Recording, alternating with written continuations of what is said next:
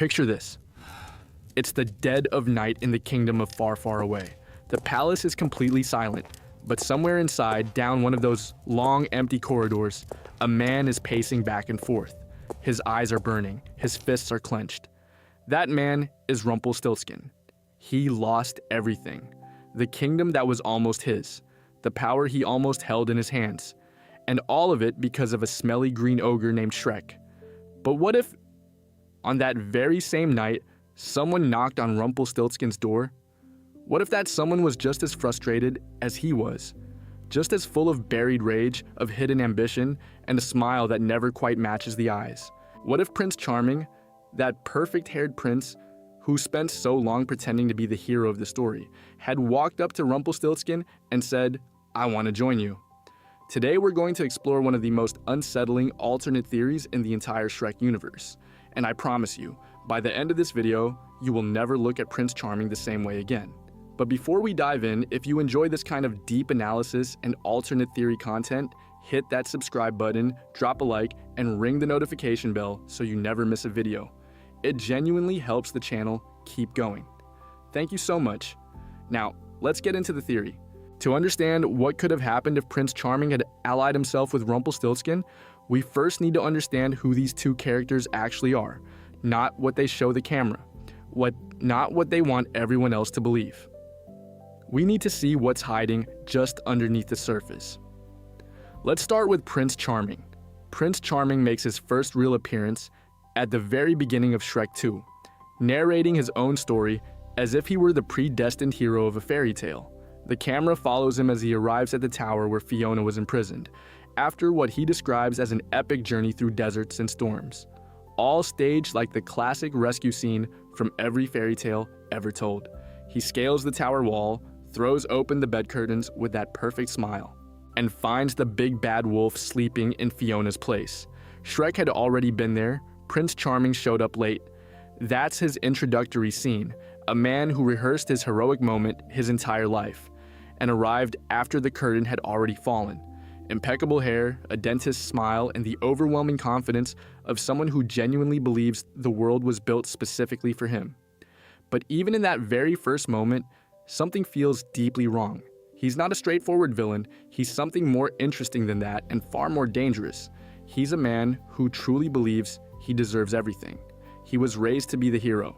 His mother, the fairy godmother, constructed an entire world around him where he was always going to win, where the princess would be his, where the kingdom would be his, where the story would be his. And then Shrek showed up and destroyed all of it. Think about the emotional weight of that for a moment. You spend your entire life believing in a narrative your own mother built for you, and then suddenly an ogre, a creature who was never supposed to exist anywhere near your plans, tears everything out of your hands. Fiona, the kingdom, your place in the fairy tale, all of it gone.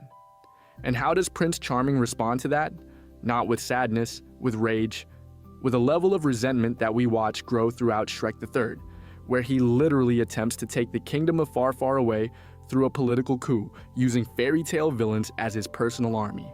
This isn't a guy who's just bitter about a breakup. This is a man who was forged by grief and by the deep, unshakable feeling that something was stolen from him. Now let's talk about Rumpelstiltskin. The Rumpelstiltskin we meet in Shrek Forever After is different. He's smaller, more comedic, more neurotic. But underneath all that comedy, what he represents is something genuinely dark. He's a man who came within a hair's width of absolute power and watched it slip through his fingers at the very last second. The backstory the film reveals is real. He was moments away from getting King Harold and Queen Lillian to sign a contract that would hand him the entire kingdom.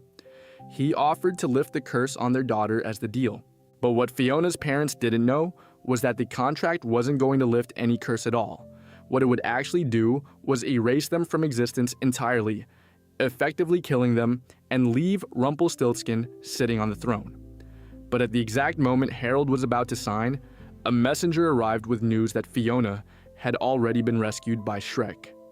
Harold tore the contract apart right there in Rumpelstiltskin's face and walked away with the queen. Rumpelstiltskin lost the kingdom because of an ogre.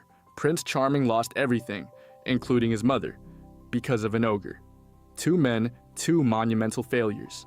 2 wounds that never healed, and 1 enemy in common, Shrek. Now picture those 2 in the same room. The alliance that never happened in the films would be, in my analysis, the most powerful and the most destructive the Shrek universe could have ever produced. And the reason is simple. These 2 characters complement each other in ways neither of them could ever achieve alone. Let's start with what each one brings to the table. Rumpelstiltskin is a strategist. He doesn't act on impulse. Everything he does is calculated, planned, and executed with precision.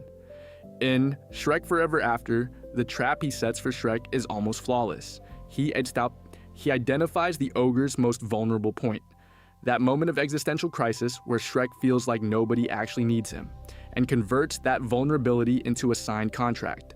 He literally rewrote the history of an entire world by exploiting one person's emotional weakness. That's high-level manipulator intelligence.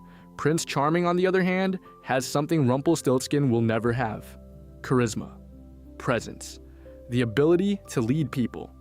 When he rallies the fairy tale villains in Shrek the Third, they follow him. Not out of fear, at least not at first.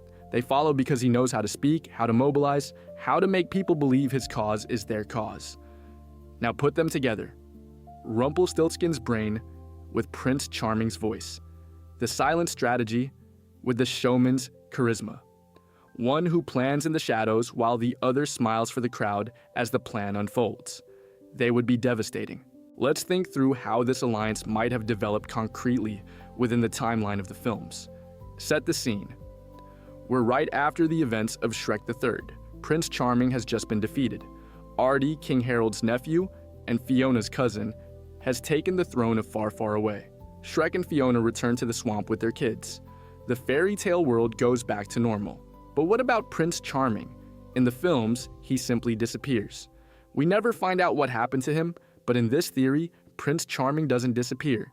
He goes under, publicly humiliated, abandoned by the very villains he led, without his mother, without a plan, without a future. He spends weeks hiding, trying to figure out where he went wrong. And the more he thinks, the more he realizes the problem was never the plan. The problem was always the same thing: Shrek. And it's in that state, vulnerable and furious at the same time, that someone finds him, Rumpelstiltskin. Because the Rumpelstiltskin of Shrek Forever After, before he ever managed to trick Shrek himself, spent years scheming, studying, looking for allies in unlikely places. And he, more than anyone, knows how to recognize a man with something to prove. The meeting between them, in my vision, wouldn't be dramatic. It would happen in some ordinary tavern in a dark corner. Rumpelstiltskin would arrive quietly, slide onto the stool next to Prince Charming without being invited, and open a thin, calculating smile. And he'd say something like, "You and I have the same problem. What do you say we solve it together?" Now here's the most fascinating part of this theory. What would they do differently? Because Prince Charming's mistake in Shrek the Third was being predictable. He was too direct. He took the castle, declared himself king, planted himself right at the center of attention. And that made it easy for Fiona, the princesses, and Artie to dismantle everything. And Rumpelstiltskin's mistake in Shrek Forever After was relying too heavily on a single weak point. When Shrek found love, friendship, and purpose, even inside the alternate world the contract created, the whole plan fell apart. Together, those mistakes would be avoided. Rumpelstiltskin wouldn't let Prince Charming take the front stage. He would be the invisible architect while Charming played the public-facing figure, the face of the movement. And at the same time, Prince Charming would give Rumpelstiltskin something he never had: legitimacy. A recognizable face, a famous name, a story people could rally behind. Their plan in this theory would unfold in 3 phases. Phase 1, destabilization. Before any direct attack, they would work in the shadows to create chaos, using Rumpelstiltskin's contracts to trap key figures in the kingdom inside bureaucratic nightmares, creating division between the fairy tale creatures and the human nobility, making the people question whether Artie truly deserves the throne. Phase 2, isolation. With the kingdom divided and unstable, they would focus on cutting Shrek off from his support. Because every single time the ogre has allies, he wins. But if Donkey were trapped inside an impossible contract, if Puss in Boots had his own battles to fight, if Fiona were dealing with internal crises inside the castle, Shrek would face what came next completely alone. Phase 3. The final strike. With everything in place, Prince Charming would make his public return as a savior, the man who arrived when the kingdom was falling apart, and behind him, Rumpelstiltskin would be ready to collect what he always wanted, the throne. It would be slow, meticulous, and unlike either of their previous plans, it would have a real chance of actually working. But here's the question I find most interesting in this entire theory, the one that separates a surface-level read from a genuine analysis. Would this alliance survive? Because if there's one thing these two characters share beyond the rage and the ambition, it's that both of them are fundamentally incapable of trusting anyone but themselves. Prince Charming was raised in a world that revolved entirely around him. His mother made sure of that. He is the center. He is the chosen one. He is the protagonist. Sharing power with someone, accepting that another person is the architect of the plan while he's just the face, that would go against every single fiber of who he is. And Rumpelstiltskin? He spent his entire life using contracts precisely because he doesn't trust anyone. A contract is a guarantee. A partner without a contract is a liability. And even with a contract, he knows the words can be twisted, because he's the one who twists them. So, what would happen is inevitable. At some point, when the plan was close to succeeding, both of them would try to betray the other. Prince Charming would attempt to use the moment of victory to eliminate Rumpelstiltskin and take everything for himself. And Rumpelstiltskin, who would have seen it coming, would have already set up an exit that left Prince Charming with nothing. The alliance would be simultaneously their greatest strength and their fatal weakness. And Shrek, how would our ogre respond to all of this? This is the most beautiful part of the theory, because Shrek's response wouldn't be any different from what he always does. And that's exactly why he always wins. Shrek doesn't win because he's stronger, he doesn't win because he's smarter, or because he has the best plan. He wins because he has something no villain can buy, steal, or contract their way into: genuine connection. Donkey, who runs to his side because he wants to, not because he has to. Fiona, who fights alongside him because she truly loves him. Puss in Boots, who, despite all his vanity, always knows where his loyalty lies. Against a united Rumpelstiltskin and Prince Charming, Shrek would need something he never quite fully used in the films: the ability to ask for help without hesitating. Because one of the things we see in Shrek Forever After is that the ogre sometimes carries the weight alone. He has this instinct to isolate himself. And in a version where both villains are working together specifically to exploit that isolation, Shrek would need to learn, truly learn, to be vulnerable with the people he loves. And that's the final scene I imagine for this theory. Not an epic battle, something smaller, more human. Shrek in an impossible situation, cornered by the two villains' plans, with no apparent way out, and the turning point wouldn't be a powerful punch or a roar that scares everyone into submission. It would be Donkey showing up without being called. It would be Fiona making a decision nobody asked her to make. It would be Puss in Boots setting his pride aside because someone he cares about needs help. And faced with that, Rumpelstiltskin's plan, perfectly calculated, meticulously constructed, with absolutely no room for genuine emotion, would simply break. Because contracts don't cover love, and strategy doesn't beat connection. And if you've made it this far, go ahead and subscribe right now and leave a like. It really does make a difference. Thank you. There's something I haven't talked about yet, and it might be the richest element of all of this: what this alliance would reveal about the nature of villainy in the Shrek films. The Shrek films, and a lot of people miss this, are a critique of traditional fairy tales. The fairy godmother isn't a force for good. She's a lobbyist who uses magic for personal gain. King Harold isn't a noble ruler. He's a frightened man who sold his soul for power. And the heroes of the fairy tales, the beautiful ones, the chosen ones, the ones who were supposed to save the day, are frequently the most selfish characters in the entire story. Prince Charming is the living embodiment of that. He is the hero he was supposed to be, but never actually was. And Rumpelstiltskin is the shadow dealer who exists inside any system, the one who figures out the rules of the game and uses them to their absolute limit. Together, they would represent the darkest face of the fairy tale world, the system corrupting itself from within. Not an outside monster arriving to destroy, but figures who already belong to that world, who know its rules, its codes, its blind spots, and who use all of that as a weapon. And that's exactly why Shrek, the eternal outsider, the ogre who never belonged to the fairy tale, would be the only one capable of defeating them. Because he never believed in the rules of the game, he always played by his own. There's one more angle to this theory that I find genuinely fascinating, and it goes in the opposite direction from what you'd expect. What if the alliance between Prince Charming and Rumpelstiltskin didn't end in mutual betrayal? What if, over the course of working together, both of them discovered something unexpected? Think about it.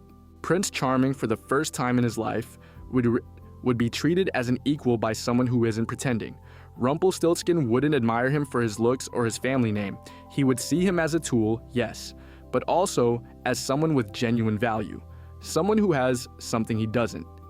And Prince Charming, accustomed to hollow flattery from people who praised him because his mother told them to, or because they were afraid, might react to that in a completely unexpected way, with genuine respect for Rumpelstiltskin. Not friendship, this universe isn't that warm, but something like mutual respect between equals, a bitter honesty that neither of them had ever had with anyone. That wouldn't make them good people, that's not the point, but it would make them more complete as characters. And in an alternate version of this universe, one where they came dangerously close to success before destroying each other, the story would be tragically human. Two men who could have been great, undone not by weakness, but by the very greatness they believed they possessed. Now let's talk about Fiona in this alternate scenario, because the princess is often underestimated in Shrek analyses, and here she would have an absolutely central role.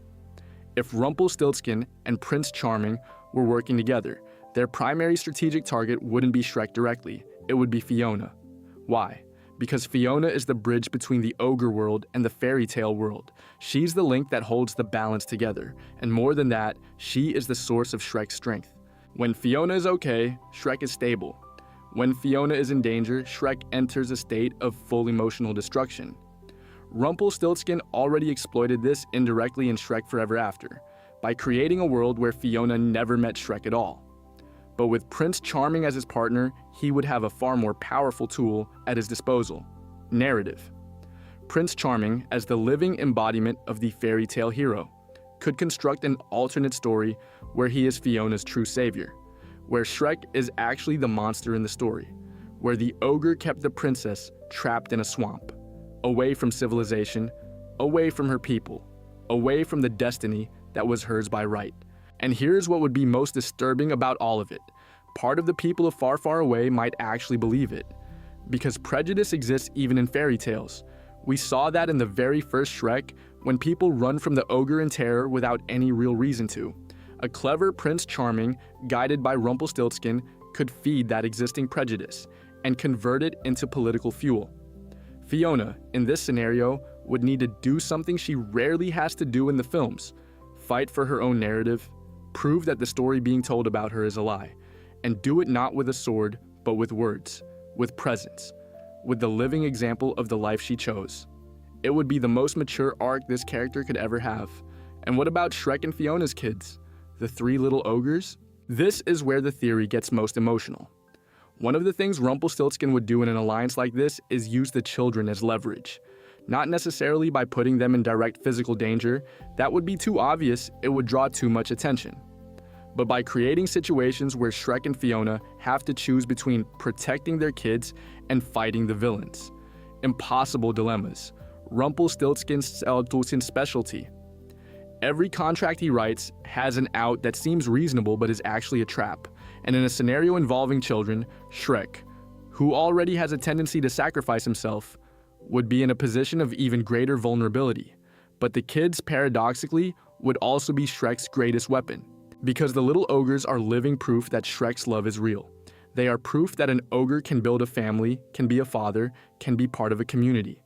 And in a world where Prince Charming and Rumpelstiltskin are trying to convince everyone that Shrek is a dangerous, isolated monster, the children live and grow and exist as a living contradiction of that lie.